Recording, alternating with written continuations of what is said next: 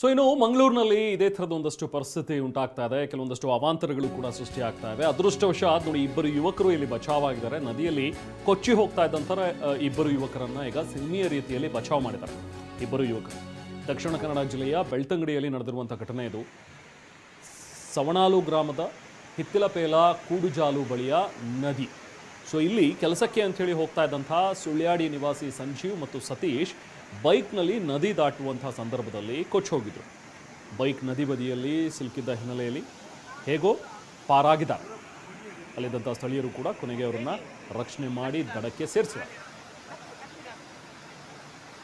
ನೋಡಿ, ಆ ನೀರಿನ ರಭಸ ಎಷ್ಟು ಜೋರಾಗಿದೆ ಅಂತ ಹೇಳಿದ್ರೆ, ಹೇಗೋ ಇವರು ಅದೃಷ್ಟ ಚೆನ್ನಾಗಿತ್ತು, ಆ ಬಂಡೆಗಳ ನಡುವೆ ಆ ಬೈಕ್ ಸಿಕ್ಕಾಕೊಂಡಿದೆ.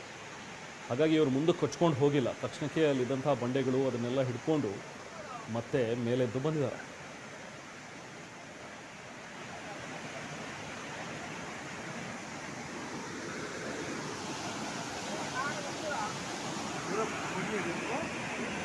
Bene, casi dato.